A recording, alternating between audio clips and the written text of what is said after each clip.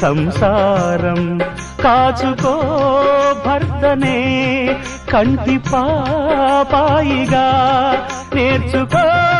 ప్రేమనే సంటి పాపాయిగా మన్నించేది మనసిచ్చేది మగడే సోదరి సంసారం ఒక చదరంగం అనుబంధం ఒక గుణపాఠం ప్రేమే సంసారము ప్రేమే వేదాంతము వయసు కాదు వాంఛ కాదు మనసే జీవితం సంసారం ఒక చదరంగం అనుబంధం ఒక గుణపాఠం